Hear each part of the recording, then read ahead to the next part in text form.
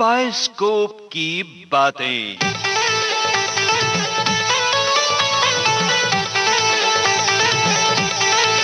Silence.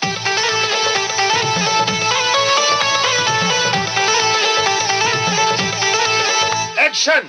दोस्तों, आज bioscope की बातें हत्या, कानूनी दांवपेच और रहस्य की धुंध में डूबी हुई हैं। वैसे मर्डर मिस्ट्री के साथ समाजी मसाइल की बात करना जरा मुश्किल सा काम होता है, लेकिन जब निर्माता निर्देशक बी.आर. चोपड़ा इस काम को अंजाम दे रहे हों, तो मुश्किलें दरकिनार हो जाती हैं। आप समझ ही गए होंगे कि आज हम बी.आर. चोपड़ा की एक फिल्म की बातें सुनेंगे। और अगर आप मेरी बात गौर से सुन रहे हैं, तो आप ये भी समझ गए होंगे कि ये फिल्म है धुंध।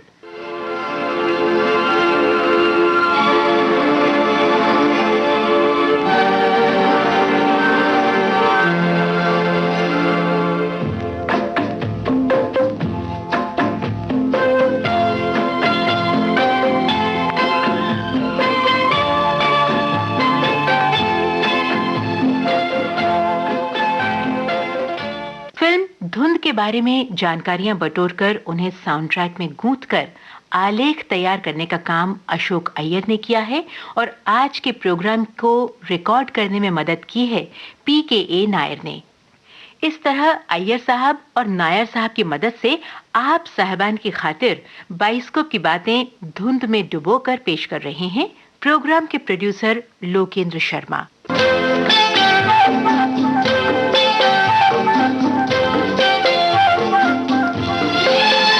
28 बरस पहले बनी सस्पेंस फिल्म धुंध के निर्माता निर्देशक थे बी.आर. चोपड़ा। वैसे सन 1999 में दादा साहब फाल्के पुरस्कार से सम्मानित बी.आर. चोपड़ा सामाजिक चेतना जगाने वाली फिल्मों के लिए जाने जाते हैं, लेकिन उन्होंने क्राइम के रंग में डूबी कहानियों को भी पर्दे पर बखूबी उतारा है।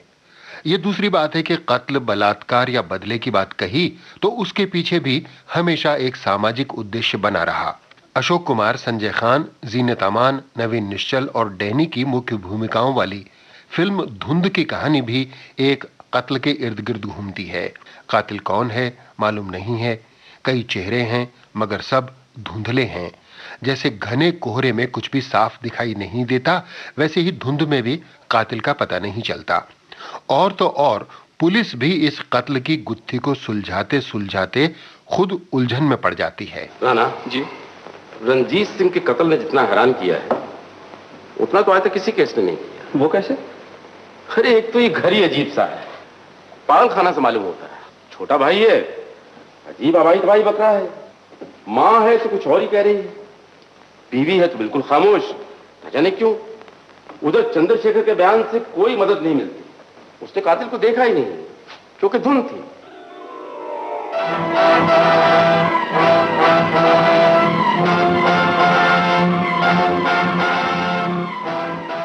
रहस्य और रोमांच के ताने बाने में उलझी हुई इस फिल्म धुंध को सन 1973 में बनाया गया था। हालांकि इसके पहले भी बी.आर. चोपड़ा मर्डर मिस्ट्री वाली कहानियों पर 2 सफल फिल्में कानून और इत्तेफाक बना चुके थे। हाँ, एक बात जरूर है कि न तो फिल्म कानून में कोई गाना था और न ही इत्तेफाक में, यानी दोनों ही बगैर गीतों वाली फिल्में थीं। मगर फिल्म धुंध में साहिर लुधियानवी के लिखे और रवि के संगीत से सजे 4 गाने थे, बल्कि फिल्म का टाइटल सॉन्ग तो उसके शीर्षक की पहचान ही बन गया था।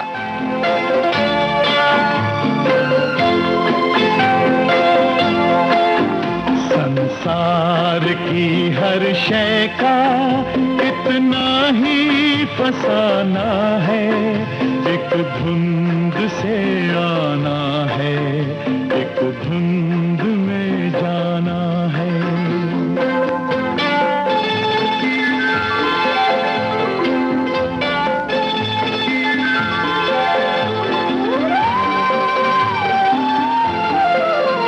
ये राह कहाँ से है, ये राह कहाँ तक है, ये राज कोई राही समझा है न जाना है। संसार की हर शय का कितना ही बसाना है, एक धुंध से आना है, एक धुंध में जाना है।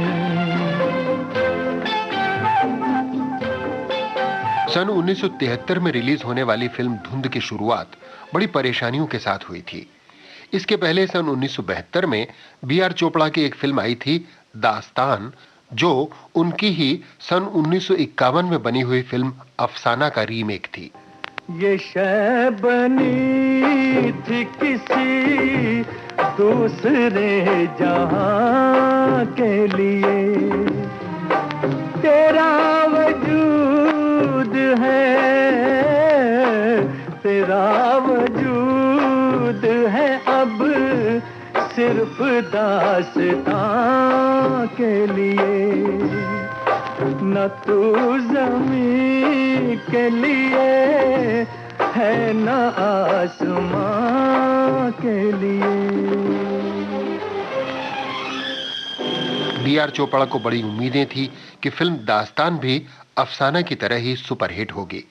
दास्तान में दिलीप कुमार डबल रोल में थे और हीरोइन थी शर्मिला टैगोर। बदकिस्मती से दास्तान बॉक्स ऑफिस पर बुरी तरह फ्लॉप हो गई। ये इतनी जबरदस्त फ्लॉप थी कि इसने B.R. चोपड़ा के सामने आर्थिक और मानसिक परेशानियां खड़ी कर दी। हमेशा कामयाब फिल्में देने वाले B.R. चोपड़ा के लिए दास्तान का बुरी तरह पिट जाना बहुत बड़ा धक्का था। 5 महीनों तक तो B.R. चोपड़ा ने किसी नई फिल्म पर कोई काम ही नहीं किया। फिर उन्होंने इरादा किया कि कोई ऐसी फिल्म बनाई जाए जो कम बजट में कम समय में बनकर पूरी हो जाए। ऐसे में जब धुंध की कहानी सामने आई तो उन्होंने इस पर फिल्म बनाने का फैसला कर लिया और इस तरह आर्थिक और मानसिक उलझनों के साथ शुरू हुई धुंध।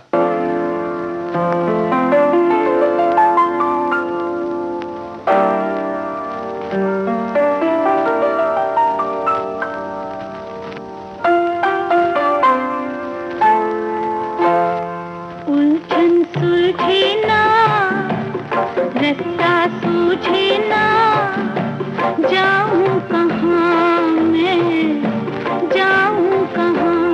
उलझन सुलझे ना, रास्ता सूझे ना, जाऊं कहाँ मैं, जाऊं कहाँ।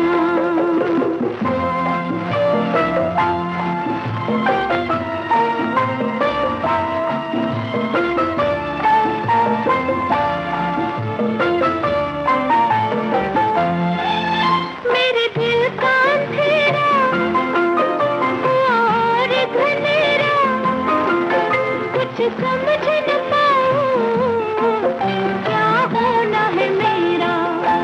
खड़ी दो राहें पर ये पूछूं घबरा कर, खड़ी दो राहें पर ये पूछूं घबरा कर, जाऊं कहाँ मैं, जाऊं कहाँ। उलझन सुलझे ना, रास्ता सूझे ना, जाऊं कहाँ मैं, जाऊं कहाँ।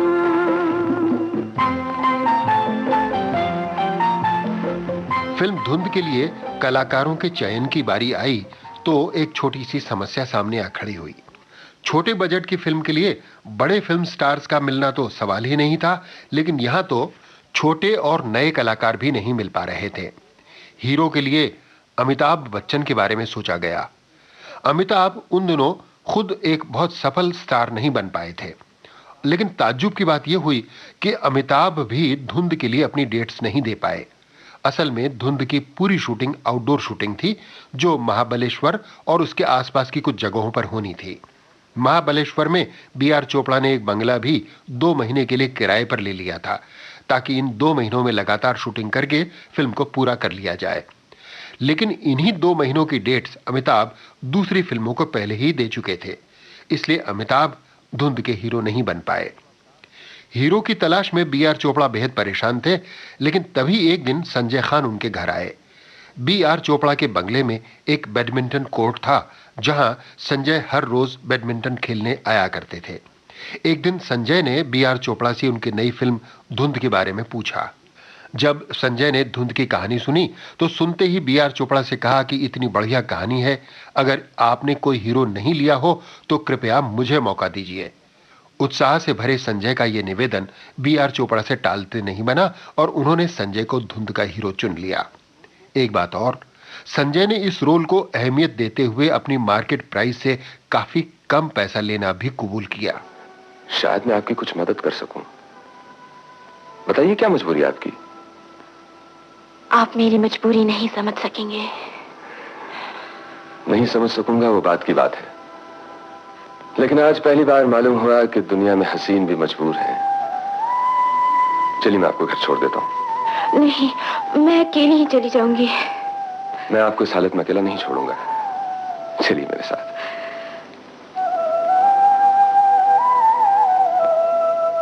फिल्म धुंध का एक और अहम किरदार था रंजीत सिंह, जिसे डैनी ने निभाया। अपाहिज, सनकी और क्रूरता की हद तक गुस्सैल इस किरदार में खलनायकी का रंग था। डैनी डेंजोप्पा ने इसे बखूबी निभाया। इस रोल को करने के लिए शुरू से ही डैनी लालायित थे, मगर ये रोल उन्हें आसानी से नहीं मिला था। पहले तो बी आर चोपड़ा ने इस रोल के लिए शत्रुघ्न सिन्हा को लेना चाहा। एक दिन किसी मीटिंग के दौरान शत्रुघ्न सिन्हा अपनी उन दिनों की आदत के हिसाब से जब देर से पहुंचे तो बी आर चोपड़ा नाराज हो गए। दोनों में बहस हुई, बात बढ़ी और नतीजा शत्रुघ्न सिन्हा धुंध नहीं कर पाए। डैनी को जब इसकी खबर मिली तो उन्होंने बी आर चोपड़ा से रंजीत सिंह का रोल निभाने की इच्छा जाहिर की।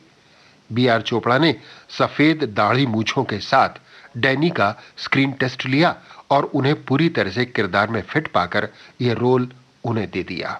और फिर डैनी ने इस भूमिका में अपनी बेमिसाल अदाकारी से जान फूंक दी।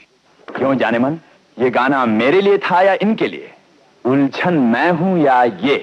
हाँ, जाति का है। तू इस हरामजादे के साथ मिलकर जो चाल चल रही है मैं सब समझता हूं। तू मुझे जिंदा इंसान नहीं, चलती फिरती लाश समझती है और मेरे ऊपर पांव रखकर गुजर जाना चाहती है, मगर मैं ऐसा नहीं होने दूंगा। कान खोलकर सुन ले, आज के बाद अगर सुरेश का बच्चा इस घर में आया तो मैं उसे गोली से उड़ा दूंगा। फिल्म धुंध में एक सीन था जहां रंजीत सिंह यानी डैनी अपनी बीवी रानी यानी जीनत अमान को एक प्लेट फेंक कर मारता है। इस सीन से जुड़ा हुआ एक किस्सा है। यह सीन जब फिल्माया जा रहा था तो डैनी ने प्लेट उठाकर कैमरे के ऊपर फेंकी, मगर वो प्लेट सीधे जाकर कैमरे के लेंस से टकराई, चटकी और टूट गई। शुक्र था कि लेंस के आगे विंड व्यू ग्लास लगा हुआ था, इसलिए लेंस बच गया। जब एडिटिंग रूम में बी आर चोपड़ा ने यह दृश्य देखा तो खुश हो गए। जो प्लेट कैमरे के लेंस से टकराकर टूटी थी वो फिल्म में ऐसी लग रही थी मानो अभी पर्दे से निकलकर बाहर दर्शकों पर आ गिरेगी। संजय और डैनी के अलावा धुंध की दो अन्य महत्वपूर्ण भूमिकाओं में थे नवीन निश्चल और जीनत अमान। धुंध से पहले जीनत अमान की कोई भी उल्लेखनीय फिल्म नहीं आई थी। हरे राम हरे कृष्ण में जीनत की भूमिका अच्छी थी, मगर वो बहन के रोल में थी। फिल्म धुंध में जीनत को नायिका बनने का अवसर तो मिला ही, एक प्रताड़ित पत्नी की भूमिका में वो कुछ कर दिखाने का मौका भी पा सकी। रोऊं नहीं तो क्या करूं? रोना तो जिंदगी भर का रहा है। जब से शादी हुई है रो ही तो रही हूं। इस नर्क में 5 साल काट दिए। मैं खुद मर जाती या इन्हें मार देती। ये पति थोड़ी थे, जानवर थे। बात बात पे झगड़ते थे, बुरी बुरी गालियां देते थे। रोज सोचती थी आत्महत्या कर लूं, कुछ खा के सो रहूं, गले में फंदा डाल के मर जाऊं। आज प्याला भर गया था।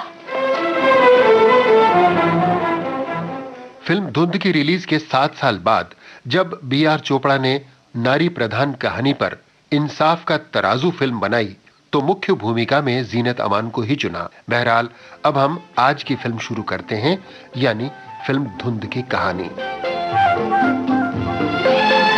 एक पल की पलक पर है ठहरी हुई ये दुनिया, एक पल के झपकने तक हर खेल सुहाना है।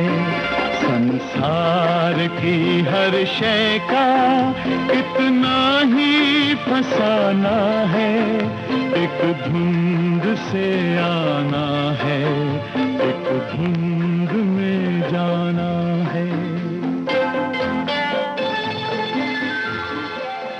धुंध से घिरी एक रात चंद्रशेखर यानी नवीन निश्चल की कार एक पेड़ से जा टकराई।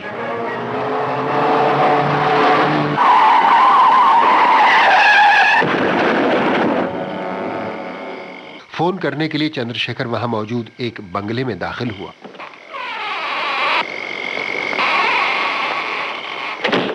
वहां उसे मिला एक व्हील चेयर पर बैठा हुआ एक शख्स।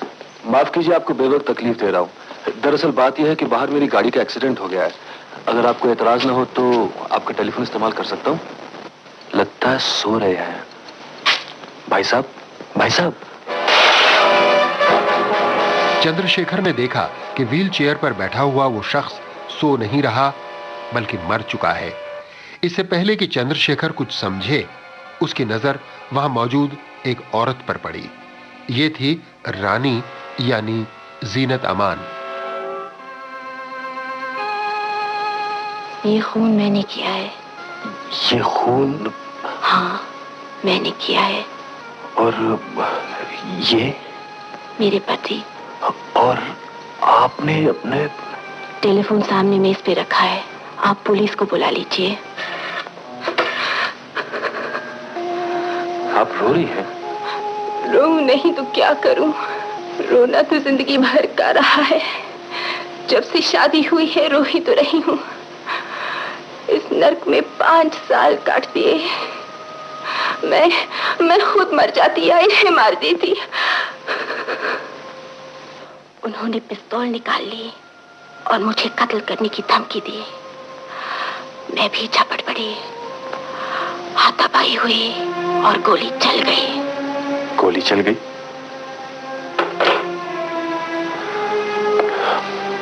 गोली चल गई और किसी ने सुना नहीं?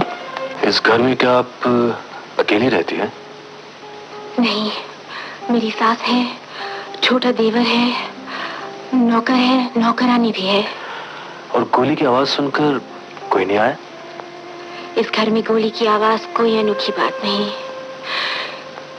ये दिन रात इस कुर्सी में बैठे गोली चलाते रहते थे। कुत्ते बिल्लियां मारते रहते थे। ऐसा क्यों? इन्हें शिकार का बहुत शौक था। एक दिन एक शेर ने इनको जख्मी कर दिया और इनकी दोनों टांगे बेकार हो गईं। उस दिन से ये शेर का बदला हमसे लेते रहे। दिन भर कुर्सी में बैठे बाहर गोली चलाते रहते थे। कई आदमी मरते मरते बच गए। पड़ोस के लोगों ने पुलिस को बुलाने की धमकी भी दी। तंग आके इस जंगल में मकान ले लिया। खैर, अब छोड़िए इस कहानी को, आप पुलिस को बुला लीजिए। मैं पुलिस को नहीं बुलाऊंगा। क्यों? ऐसे जानवर के लिए जान देने की क्या जरूरत है? मगर खून तो मैंने किया है। ये बात मेरे सिवा और कोई नहीं जानता। तो आप क्या करेंगे? आपको बचाऊंगा। आप मुझे बचाएंगे? हाँ, क्योंकि ये खून नहीं है, एक इत्तेफाकी हादसा है। गोली आपको भी लग सकती थी। मगर कानून इस बात को नहीं मानेगा। अगर हम कुछ ऐसा करें, ये खून किसी बाहर के आदमी का काम मालूम हो तो? बाहर का आदमी? हाँ, ये खून कोई चोर भी कर सकता है। चोर? मगर इससे पहले हमें एक और ड्रामा करना होगा, जिससे ये साबित कर सकें कि कत्ल के वक्त आप यहाँ नहीं कहीं और थी। मेरी समझ में कुछ नहीं आ रहा। देखिए, अगर आप बचना चाहती हैं तो जैसे जैसे मैं कह रहा हूँ वैसे वैसे कीजिए। रानी की मदद के लिए चंद्रशेखर ने जो प्लान बनाया, रानी ने उस पर अमल किया और वैसा ही करती गई जैसा चंद्रशेखर ने कहा। उसने नौकरानी राधा को आवाज दी। मेम साहब, आपने बुलाया मुझे? राधा, मेरे सर में बहुत दर्द हो रहा है, नींद नहीं आ रही। एक प्याली चाय बना दो। अभी लाती हूँ।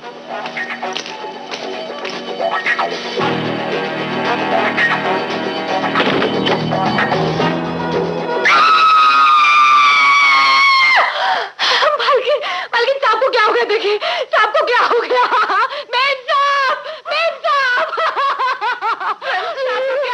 बंगले में ये सारा ड्रामा चल रहा था और बाहर से फिर एक बार चंद्रशेखर अंदर दाखिल हुआ। माफ कीजिए, बाहर मेरी गाड़ी का एक्सीडेंट हो गया है। यहाँ कोई टेलीफोन है? क्या हुआ? यहाँ सब ठीक तो है? मेरे बेटे का किसी ने खून कर दिया। खून? ओह, आई एम सॉरी। आपने पुलिस को फोन किया? नहीं। मैं कर दूं?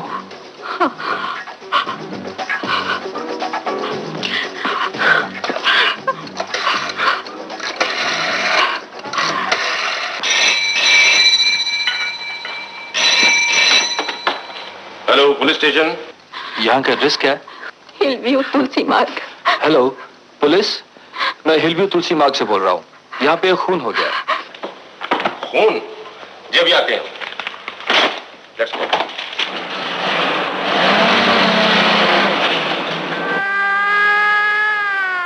पुलिस रंजीत सिंह के बंगले पर आ पहुंची और पुलिस ने पूछताछ शुरू कर दी।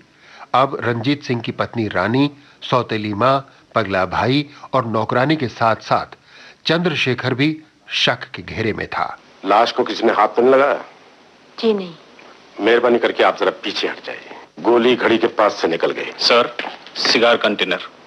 ये सिगार पीते थे? जी नहीं, पाइप। Keep it. आप सब घर के लोग हैं ना? मैं नहीं हूँ। आप कौन है?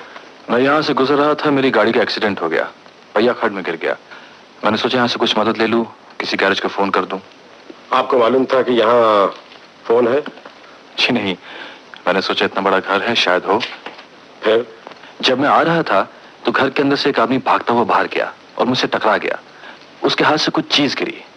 मैंने उठाई तो पता लगा पिस्तौल थी। मैंने पलट के देखा, आदमी धुंध में गायब था। पिस्तौल लेके मैं घर के अंदर आया तो पता चला कि घर के मालिक का खून हो चुका है। इंस्पेक्टर साहब, ये है वो पिस्तौल। आपका नाम? चंद्रशेखर। मिस्टर शेखर, जिस आदमी के साथ आप टकराए थे, उसका हुलिया, उसके कपड़े कुछ याद है आपको? माफ कीजिए, एक तो ये सब इतना अचानक हुआ और दूसरा धुंध थी, अंधेरी रात थी, मैं कुछ देख नहीं पाया। हाँ, इतना जरूर था वो आदमी कुछ लंबे कद का था और ओवरकोट पहने हुए था, शायद नीले या काले रंग का होगा। अगर वो कभी आपके सामने आए तो क्या आप उसे पहचान पाएंगे? मैंने आपसे कहा ना, बाहर धुंध बहुत थी। इंस्पेक्टर साहब, अब मैं जा सकता हूँ? हाँ, अब जा सकते हैं। अभी तफ्तीश चल ही रही थी कि अचानक इंस्पेक्टर साहब, उस रूम में एक अलमारी खुली पड़ी है और सारा सामान बिखरा पड़ा है। Please come.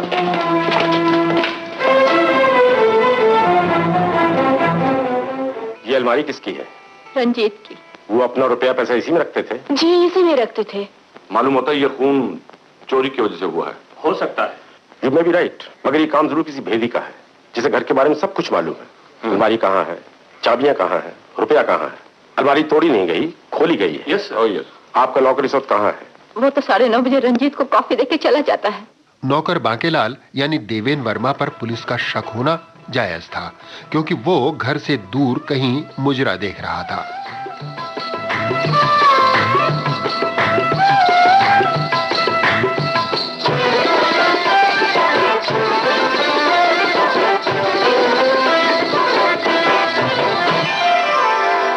जुबना से चुनरिया खिसक गई रे, जुबना से चुनरिया खिसक गई रे, जुबना से चुनरिया। जुबना से चुनरिया खिसक गई रे, जुबना से चुनरिया खिसक गई रे, दुनिया की नजरिया बहक गई रे, दुनिया की नजरिया बहक गई रे, जुबना से चुनरिया।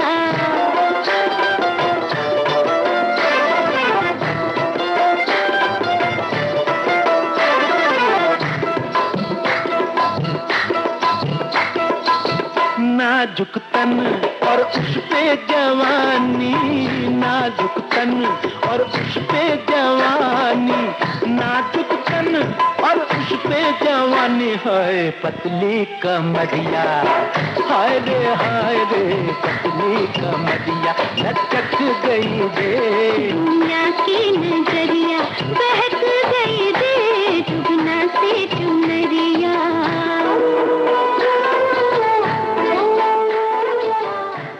बांकेलाल से भी जब पुलिस ने इस कत्ल के बारे में पूछताछ की तो मृतक रंजीत सिंह का भी घिनौना रूप ही उनके सामने आया। तुम्हें मालूम है कि तुम्हारे साहब का खून हो गया? आप उल्टी बात कर रहे हैं साहब। मेरे साहब ने किसी का खून कर दिया? नहीं नहीं, तुम्हारे मालिक रंजीत सिंह का खून हो गया। मैंने नहीं किया हुजूर, खून मैंने नहीं किया हुजूर।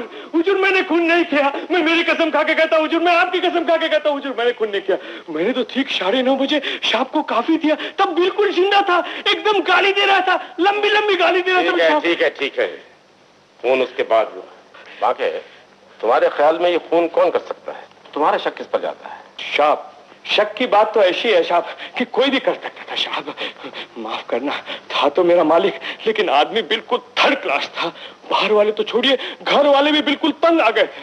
साहब एक बात बताऊं, सच्ची बात, उसे कोई भी मार सकता था। हमने तो जो भुगतना था भुगत लिया साहब जी, अब ऊपर वाला भुगते। ठीक है। बांकेलाल तो पुलिस के सामने बेकसूर साबित हो गया, मगर पूछताछ के दौरान इस कड़ी में एक और नया किरदार आ जुड़ा, सुरेश। मुझे रंजीत के मरने का बड़ा दुख हुआ रानी। मुझे बहुत अफसोस हुआ कि आप लोगों ने मुझे खबर तक नहीं दी। आज सुबह अखबार पढ़ा तो पता चला। ये सब हुआ कैसे माँ जी? कुछ समझ में नहीं आ रहा। अब पुलिस के शक के दायरे में सुरेश भी आ चुका था। एक्सक्यूज मी मिस्टर सुरेश, मरने वाले को आप अच्छी तरह जानते थे? बहुत अच्छी तरह से। इस घर के लोगों से मेरी बहुत अच्छी दोस्ती है, तकरीबन रोज आता हूं। इत्तेफाक की बात है कि कल रात ही नहीं आया। इंस्पेक्टर। Yes please. खूनी का कुछ पता चला? अभी तक तो नहीं, लेकिन एक बात का पता जरूर चल गया। किस बात का? कि ये काम किसी ऐसे आदमी का है जो इस घर के बारे में सब कुछ जानता है। ये आदमी कौन हो सकता है? आप भी हो सकते हैं।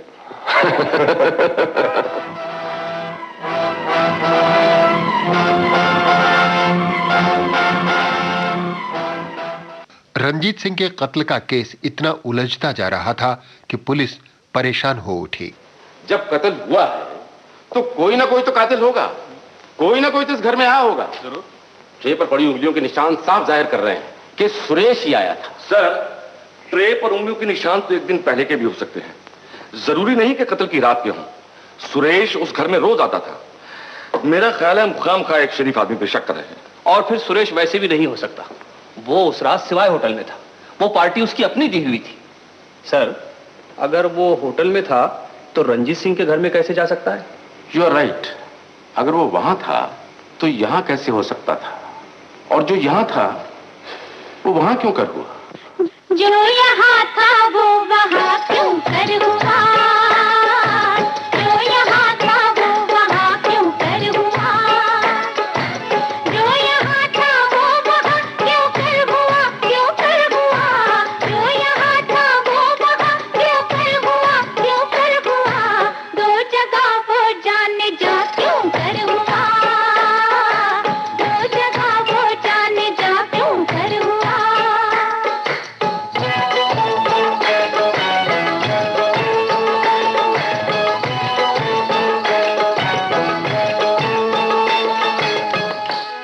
शेख साहब का ये कहना है कि वो मस्जिद में थे और साकी की गवाही है कि मैं खाने में थे।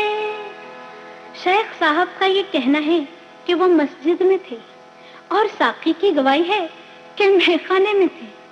तो सवाल ये पैदा होता है, जो यहाँ था वो वहाँ क्यों कर हुआ? जो यहाँ था वो वहाँ क्यों कर हुआ?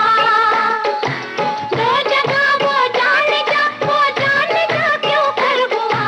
जो यहाँ था वो वहाँ क्यों कर हुआ? एक तरफ पुलिस जांच पड़ताल में उलझी हुई थी और दूसरी तरफ चंद्रशेखर एक बार फिर रानी से मिलने आया। नमस्ते रानी जी। नमस्ते चंद्रशेखर जी, आइए बैठिए। वो आपको बचाने के लिए मैंने एक झूठी कहानी घड़ी थी। पुलिस को बयान दिया था कि कल की रात मुझसे एक आदमी टकराया था। पुलिस ने उसको रंग रूप देना शुरू कर दिया है। रंग रूप? हाँ, कोई यहाँ के बहुत बड़े वकील हैं, इलेक्शन में भी खड़े हो रहे हैं। पुलिस उनकी तस्वीर लेकर मेरे पास आई थी और पूछ रही थी कहीं ये तो नहीं टकराए थे। सुरेश तो नहीं? नाम तो नहीं बताया, सिर्फ फोटो दिखाई थी। ये तो नहीं? हाँ यही तो है, मगर मुझसे तो कोई टकराया नहीं था। पुलिस को इन पर शक क्यों है? मेरी वजह से। आपकी वजह से? हाँ, ये भी मेरी जिंदगी में अचानक उसी तरह आए थे जिस तरह आप आए हैं। रंजीत सिंह ने मेरा जीना हराम कर दिया था, मेरी दुनिया नर्क बना दी थी। एक दिन मैंने इरादा किया कि ऐसे जीने से मर जाना अच्छा है। मैं अपनी जिंदगी को खत्म कर डालूं, कुछ खा के सो रहूं, पहाड़ से कूदकर मर जाऊं। ये सोच के मैं घर से चल खड़ी हुई।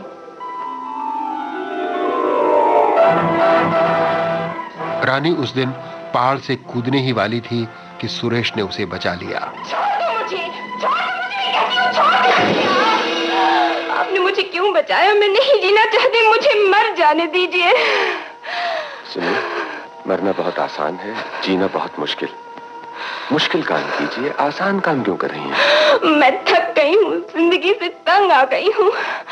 मौत ही मेरा सहारा है, मुझे मर जाने दीजिए। मर के भी चैन ना पाया तो किधर जाएंगे? ये दुनिया तो देखी भाली है, मुश्किल से निकलने का कोई ना कोई रास्ता निकल ही आएगा। मगर वो दुनिया जहां आप जाना चाहती हैं मालूम नहीं कैसी है, वो तो अपने हाथ से बाहर की बात है। शायद मैं आपकी कुछ मदद कर सकूं। बताइए क्या मजबूरी है आपकी? आप मेरी मजबूरी नहीं समझ सकेंगे। नहीं समझ सकूंगा वो बात की बात है, लेकिन आज पहली बार मालूम हुआ कि दुनिया में हसीन भी मजबूर है। क्या नाम है आपका? रानी। मैडम रानी, अगर मैं इस वक्त पुलिस को बुला लूं और कह दूं कि आप आत्महत्या कर रही थी, आप पे मुकदमा चलाया जाएगा और अपनी जान अपने हाथों लेने के जुर्म में जेल जाना पड़ेगा। क्या हक है आपको एक जिंदगी बर्बाद करने का? मैं क्या करूं?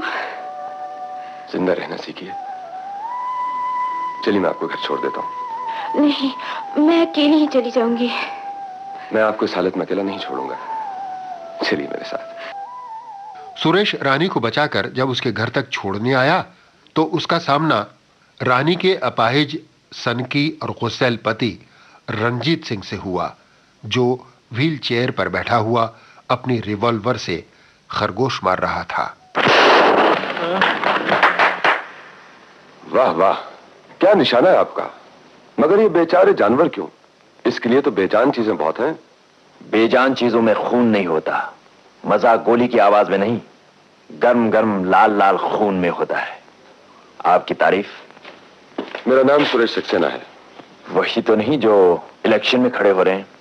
जी। मेरी बीवी की सिफारिश लेकर क्या वोट लेने आए हैं? वो दिन भी आएगा, अभी तो मैं इन्हें सिर्फ छोड़ने आया हूं। क्यों? लूली लंगड़ी है जो खुद नहीं आ सकती थी? नहीं नहीं, ये सैर कर रही थी, अचानक इनका पांव फिसल गया, पहाड़ी से गिरने वाली थी, मैंने इन्हें संभाल लिया। गिरने वाली थी या कूद रही थी? खुदकुशी करने गई होगी। क्यों जाने मन, पहाड़ी ज्यादा ऊंची थी या हिम्मत नहीं हुई? आप गलत समझे। सिर्फ ये ही नहीं, इस घर का हर आदमी मुझसे तंग है। मेरी माँ, मेरा छोटा भाई, मेरी धर्मपत्नी, सब यही चाहते हैं कि मैं मर जाऊं। मुझे मौत नहीं आती, इसलिए खुद मरना चाहते हैं, लेकिन नहीं मर सकते। सब बुज़दिल है। क्या देख रहे हैं आप? जी जी, आपके पांव? सोनू बेकर, ऊपर वाले ने बहादुरी की कीमत ली है। कैसे जाते रहे? शिकार में एक शेर ने हमला कर दिया था। आप बहुत बहादुर आदमी हैं। मैं चलता हूं, फिर आऊंगा। क्यों? क्यों आएंगे आप? मैंने कहा आपसे आने को। अपनी जरूरत से आऊंगा। आपका वोट जो लेना है। अपने बदमिजाज और जालिम पति से हर वक्त सताई हुई रानी कब सुरेश की तरफ खींचती चली गई, ये उसे खुद भी पता नहीं चला। अब सुरेश अक्सर रंजीत सिंह के घर आने जाने लगा। हर बार उसके सामने रंजीत सिंह की क्रूरता और रानी की बेबसी दोनों जाहिर होते चले गए। क्यों लीडर, कांटों ने दामन पकड़ लिया क्या? नहीं, फूलों ने। आइए, अंदर आइए। Hello mister Ranjit. आओ लीडर।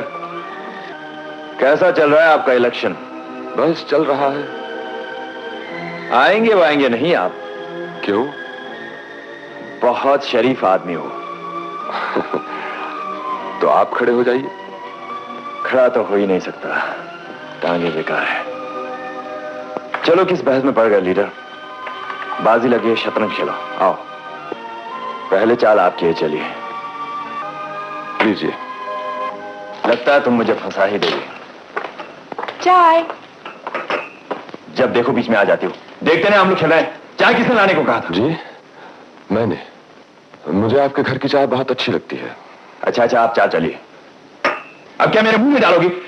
जाओ यहां से, आउट। आई से गेट आउट। लीजिए मिस्टर रंजीत, बाजी खत्म, आपको मात। मात तो मुझे जिंदगी भी नहीं दे सकी लीडर, तुम क्या दोगे? मेरा मतलब है आप ये बाजी हार गए। अच्छा मिस्टर रंजीत, मैं चलता हूं। सुरेश परेशान रानी को दिलासा देता। रानी, पागल आदमी की बात का बुरा नहीं मानते। उन्होंने आपका भी ख्याल नहीं किया। मैं कोई लाट साहब हूं? जरा मुस्कुराओ।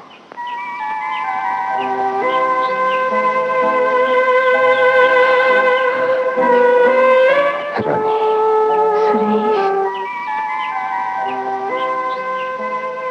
रानी की आंखों में बसा सुरेश का प्यार रंजीत की नजरों से छिप नहीं सका। एक दिन जब रानी सुरेश से मिलने जा रही थी तब। कहां जा रही थी? दवा लेने। क्या बीमारी है, जरा हमें भी तो बता दिया करो। अपने लिए नहीं, सुनील के लिए। बाहर जाने का बहाना? मैं क्या बगैर बहाने के बाहर नहीं जा सकती? जब आदमी चोरी करने लगता है तो झूठ भी बोलने लगता है। चोरी कैसी? आप क्या कहना चाह रहे हैं? साफ साफ क्यों नहीं कहते? जरूर कहूंगा, वक्त आने पर सब कुछ कहूंगा। चलो अभी मंदिर वाली पहाड़ी पर चलो। माँ के जू जू तुम जाओ, आज तुम्हारी मेम साहब हमें ले जाएंगी। अच्छा। समय बीतता जा रहा था और रानी दिन ब दिन उलझनों के भंवर में फंसती चली जा रही थी।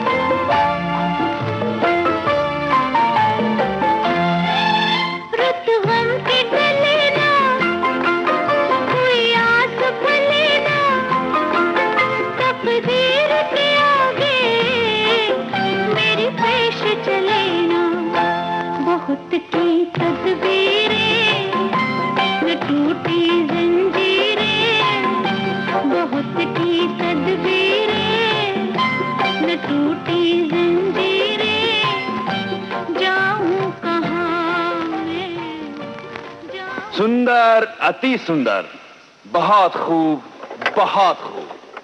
क्यों लीडर, क्या ख्याल है तुम्हारा? हाँ, ये अच्छा गाती हैं। गाती है नहीं, गाती थी या अब गाने लगी हैं। जब से मेरी टांगें बेकार हुई हैं, आज मैं पहली दफा सुन रहा हूं इनका गाना। क्यों जाने मन, ये गाना मेरे लिए था या इनके लिए? उलझन मैं हूं या ये? क्यों लीडर, तुम ही बताओ। इस बात का भी फैसला आप ही कीजिए। हाँ, जाती कहां है?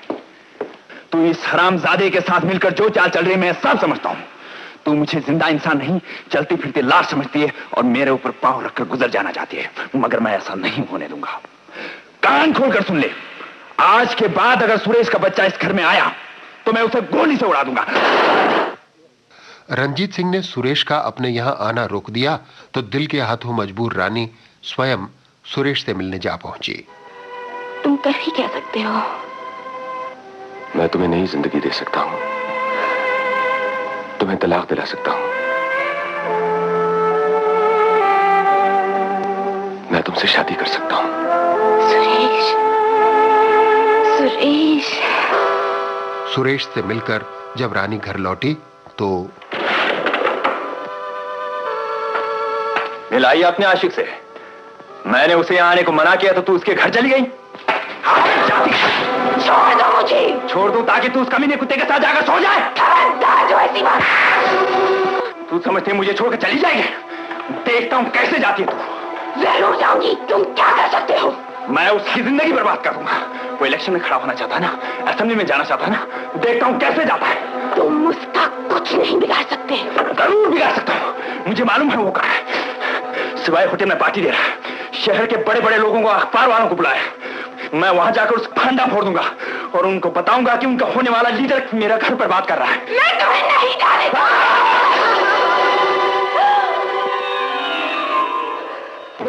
इसी झगड़े की रात रंजीत सिंह का कत्ल हुआ और बाद में हालात कुछ ऐसे बनते चले गए कि सुरेश को ही कातिल समझा गया। गवाहों के बयान से जाहिर होता है कि रंजीत सिंह के कातिल को किसी ने अपनी आंखों से देखा नहीं। अगर कोई देख सकता था तो वो था एक अजनबी मिस्टर चंद्रशेखर, जो इत्तफाकन कातिल से उस वक्त टकरा गया जब वो मौके वारदात से भाग रहा था। इससे पहले कि मिस्टर चंद्रशेखर संभल पाते या कातिल की सूरत देख पाते, वो धुंध में गायब हो गया। लेकिन योर ऑनर, पुलिस की तहकीकात से यह साफ जाहिर है कि अगर कोई रंजीत सिंह का खून कर सकता है तो वो है सिर्फ मिस्टर सुरेश सक्सेना और कोई नहीं। मिस्टर सक्सेना, आप अपने जुर्म का इकबाल करते हैं? नहीं योर ऑनर, मैंने कोई जुर्म नहीं किया। मिस्टर सक्सेना, आप मुलजिम भी हैं और अपने वकील भी। अपनी सफाई में कुछ कहना है आपको? जरूर कहना है योर ऑनर। मैं गीता पे हाथ रख के कसम खा सकता हूं कि रंजीत सिंह के खून से मेरा कोई वास्ता नहीं, न ही इस बारे में मैं कुछ जानता हूं। मिस्टर सक्सेना, इंस्पेक्टर जोशी को आपने बयान दिया था कि कत्ल की रात आप रंजीत सिंह के घर नहीं गए थे, जबकि आप गए थे। Exhibit number 5 please. इस कॉफी के ट्रे पर आपकी उंगलियों के निशान मौजूद हैं। पहला झूठ। और दूसरा झूठ यह है कि आप इस हकीकत को साफ छुपा गए कि सरा होटल की पार्टी से आप 1 घंटे के लिए चुपके से गायब हो गए थे 10 से 11 बजे तक, और इसी दरमियान रंजीत सिंह का खून हुआ था। मिस्टर सक्सेना, इखलाकन झूठ बोलना जुर्म है, मगर कानूनन आप बेहतर जानते हैं। आप नामी वकील हैं, आपके पास सच को छुपाने की कोई जरूर वजह होगी। बताइए बताइए मिस्टर सक्सेना, अदालत बड़ी बेचैनी से आपके जवाब का इंतजार कर रही है। इतने बड़े नामी वकील होकर आपने झूठ क्यों बोला? योर ऑनर, जिंदगी में ऐसे बहुत से नाजुक मौके आते हैं जब आदमी झूठ बोलने पर मजबूर हो जाता है। कभी उसकी इज्जत खतरे में होती है, कभी उसके रुतबे का सवाल होता है। योर ऑनर, मैंने इस हकीकत को छुपाना जरूर चाहा था, लेकिन रंजीत सिंह के खून से इसका कोई वास्ता नहीं। मगर उनकी धर्म पत्नी से जरूर है मिस्टर सक्सेना। रंजीत सिंह के खून होने से पहले उनकी धर्म पत्नी ने आपको टेलीफोन करके घर बुलाया था और आप वहां गए थे। यह सच बात है या नहीं? इससे पहले तो आपने कहा नहीं था, अब कह रहे हैं। खैर, ये बताइए वो कौन सी बात थी जिसके लिए मिसेस रंजीत सिंह ने आपको इतनी रात के बुलाया था? इस बात का रंजीत सिंह के खून से कोई वास्ता नहीं। मिस्टर सक्सेना, मेरे सवाल का जवाब नहीं है। मैं पूछ रहा हूं वो कौन सी बात थी जिसके लिए मिसेस रंजीत सिंह ने आपको इतनी रात के बुलाया था? मिस्टर मेहता, आप मुलजिम को जवाब देने पर मजबूर नहीं कर सकते। क्यों नहीं कर सकता योर ऑनर? इसलिए कि नामी वकील है। नहीं, ये एक कानूनी बात है। हर मुलजिम को इस बात का पूरा हक है कि वो आपके सवाल का जवाब न दे। आपने इन पर जो इल्जाम लगाया है उसे साबित करना आपका काम है। किस तरह साबित करना है ये आप बेहतर जानते हैं। ओहो, ज़रा दफा 342 ताजरातिन मैं भूल गया था ऑनर, आपसे माफी चाहता हूं। अब मैंने मजबूर नहीं करूंगा। मिसेस रानी सिंह को अदालत में पेश किया जाए। आपका नाम? रानी। आपके पति का नाम? ठाकुर रंजीत सिंह। आपकी उम्र? खैर जाने दीजिए, किसी खूबसूरत लड़की से उम्र नहीं पूछना चाहिए। आप सिर्फ इतना बताइए, 13 नवंबर की रात को जिस रात आपके पति का खून हुआ था, आपने टेलीफोन करके मुलजिम को, मेरा मतलब मिस्टर सक्सेना को बुलाया था और ये पार्टी छोड़कर फौरन चले आए थे। ये बात सच है? मिसेस सिंह, इनकार की गुंजाइश नहीं, मिस्टर सक्सेना इकरार कर चुके हैं। अदालत सिर्फ आपके मुंह से सुनना चाहती है ये आए थे या नहीं। हाँ। इनकी आपको ऐसी क्या जरूरत पड़ गई थी मिसेस सिंह? उस रात मेरा और मेरे पति का बहुत झगड़ा हुआ था। मिस्टर सक्सेना की वजह से? योर ऑनर, मेरी समझ में नहीं आता इन दोनों बातों में से कौन सी बात ठीक है। दोनों सुरेश बाबू, दोनों। क्या फजूल बात कर रहे हैं आप मिस्टर मेहता? क्या किसी आदमी का खून 2 बार हो सकता है? हो सकता है, नहीं हुआ, और दोनों बार आपने नहीं किया। ये मजेदार बात है योर ऑनर। मैं अपने फाजिल दोस्त से पूछता हूँ, खून पहली बार कैसे हुआ था और दूसरी बार कैसे? योर ऑनर, पहली बार उस वक्त खून हुआ जब ऊपर से हवाई जहाज गुजरा, जिसकी आवाज का फायदा उठाकर इन्होंने रंजीत सिंह पर गोली चला दी। ये बिल्कुल झूठ है योर ऑनर। ये बिल्कुल सच है योर ऑनर। इनका ख्याल था कि हवाई जहाज के शोर में गोली की आवाज दब जाएगी, मगर इन्हें इस बात का इल्म नहीं था कि एक चश्मदीद गवाह वहां मौजूद थी। वो गवाही अभी तक पेश क्यों नहीं की गई?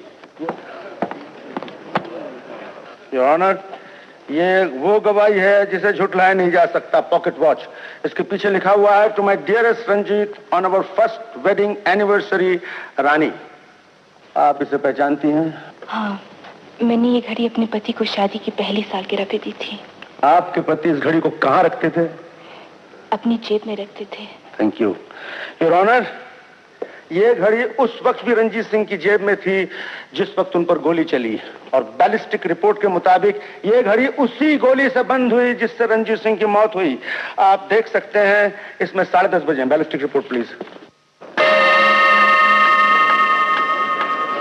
इसका मतलब ये सच है योर ऑनर, रंजीत सिंह का खून 10:30 बजे हुआ था। योर ऑनर, ये वो शख्स है जिसने अपनी हवस के लिए कानून और इंसाफ दोनों को दलील किया। ये वो शख्स है जिसने घड़ी बर्बाद नहीं किया, बल्कि एक ऐसे आदमी का खून किया जो अपाहज था, चल फिर नहीं सकता था और अपना बचाव भी नहीं कर सकता था। ऐसे आदमी को सख्त से सख्त सजा मिलनी चाहिए। योर ऑनर, मैं अदालत से दरखास्त करूंगा कि सुरेश सक्सेना को फांसी की सजा दी जाए।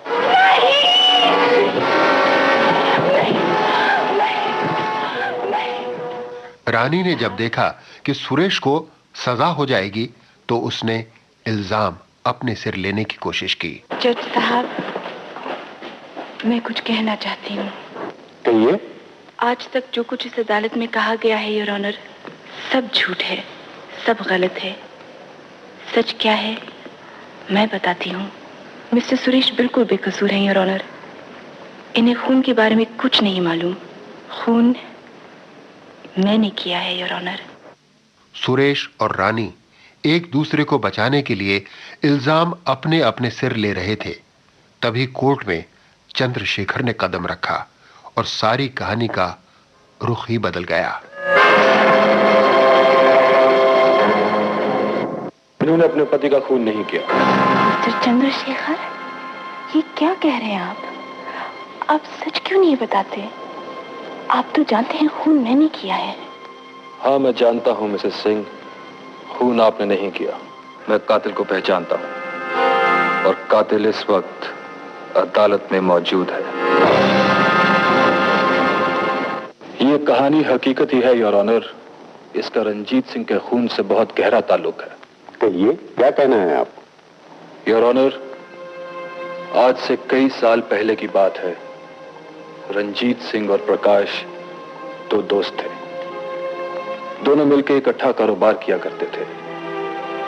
एक दिन प्रकाश की जिंदगी में एक बहुत ही खूबसूरत और भोली भाली लड़की आई जिसका नाम किरण था। प्रकाश ने किरण से शादी करने का इरादा कर लिया, मगर रंजीत सिंह की बुरी नजर उस पर पड़ी और उसकी नीयत खराब हो गई। अपने रास्ते से हटाने के लिए रंजीत सिंह ने गबन का एक झूठा मुकदमा बनाया और प्रकाश को उसमें फंसा दिया। मुकदमा ऐसा बनाया गया योर ऑनर कि प्रकाश अपनी बेगुनाही साबित न कर सका और उसे 5 साल की सजा हो गई। फिर 5 साल की सजा काटने के बाद जब प्रकाश वापस आया तो उसे पता चला रंजीत सिंह ने किरण को अपनी हवस का शिकार बना लिया और किरण ने शर्म के मारे आत्महत्या कर ली। प्रकाश ये बात सुनकर पागल हो गया। उसके दिल में बदला लेने की आग भड़क उठी। और वो सीधा रंजीत सिंह के मकान पर पहुंचा। आहिस्ता आहिस्ता रंजीत सिंह की तरफ बढ़ा। उस वक्त रंजीत सिंह अपनी पिस्तौल में गोली भर रहा था। जैसे ही उसने प्रकाश के पांव की आहट सुनी, वो पलटा और प्रकाश को देखकर हैरान रह गया। इधर प्रकाश भी हैरान था कि रंजीत सिंह जैसा सुअर आदमी अब पाहिज हो चुका है। उसने सोचा भगवान ने उसका बदला उससे ले लिया है। प्रकाश ने रंजीत सिंह के मुंह पर थूका और कहा, जा, तेरी जिंदगी ही तेरी मौत है। मगर जैसे ही प्रकाश जाने लगा, रंजीत सिंह ने ललकारा और पिस्तौल निकाला। प्रकाश उसको झपटा। दोनों में हाथापाई हुई। रंजीत सिंह के सर पर खून सवार था। वो चाहता था कि प्रकाश को खत्म कर दे, मगर कुदरत को कुछ और ही मंजूर था। हाथापाई में गोली चल गई।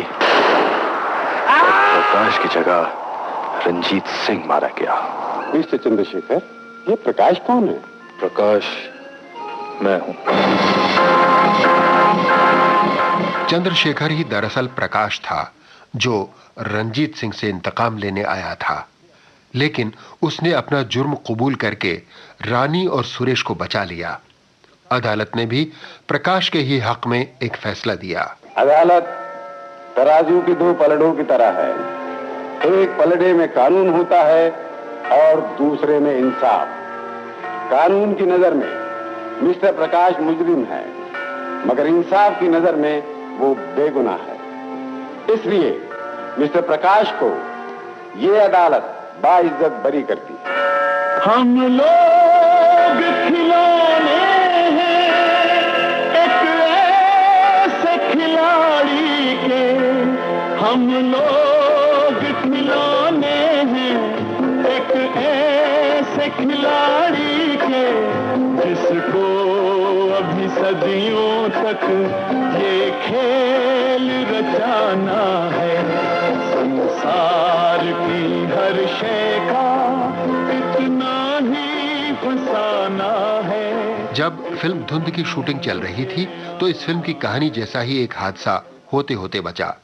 हुआ यूं कि इस फिल्म के एक कलाकार नाना पलशीकर ने बहुत समय पहले एक ऑटोमेटिक रिवॉल्वर खरीदी थी, जो यूं ही पड़े पड़े बेकार हो रही थी। नाना पलशीकर ने सोचा कि शूटिंग के लिए महाबलेश्वर जा रहे हैं तो रिवॉल्वर साथ लिए चलते हैं। जंगल में 2-4 फायर करके शौक पूरा कर लेंगे। जंगल में जाकर गोली चलाने से पहले नाना पलशीकर ने अपनी ये ऑटोमेटिक रिवॉल्वर संजय को दिखाई, क्योंकि संजय बंदूकों के बहुत शौकीन हैं। संजय जब रिवॉल्वर को परख रहे थे तब उसे खोलने और बंद करने के चक्कर में 2-3 गोलियां बुलेट चैम्बर में चली गईं।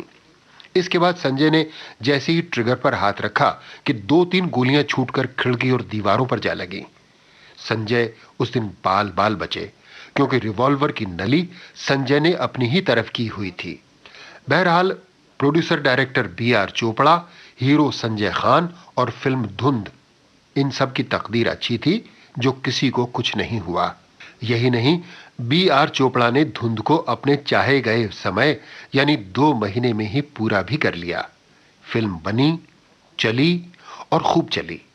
आज भी फिल्म धुंध B.R. बैनर की अच्छी फिल्मों में से एक मानी जाती है और जाहिर है याद भी की जाती है।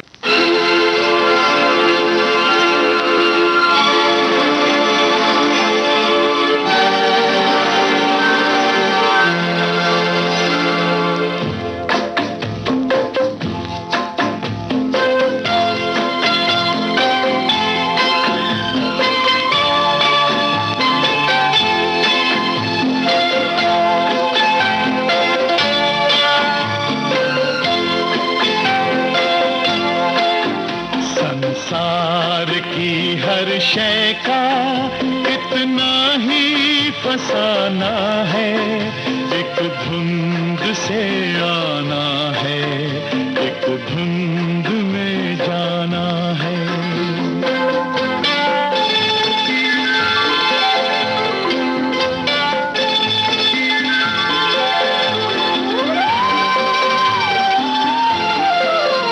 ये राह कहाँ से है, ये राह कहाँ तक है, ये राज कोई राही समझा है न जाना है, संसार की हर शय का कितना ही फसाना है, एक धुंध से आना है, एक धुंध में जाना है।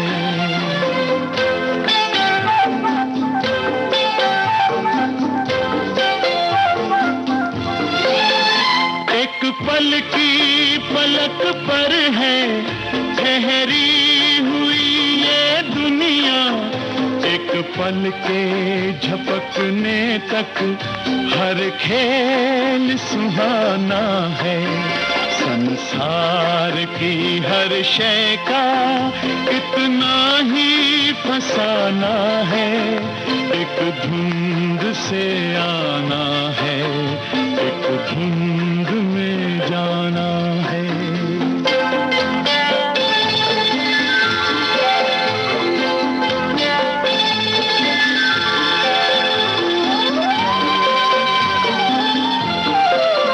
क्या जाने कोई किस पर, किस मोड़ पे क्या बीते, इस राह में ऐ राही हर मोड़ बहाना है, संसार की हर शय का कितना ही फसाना है, एक धुंध से आना है, एक धुंध में जाना है। ला ला ला ला ला ला ला ला ला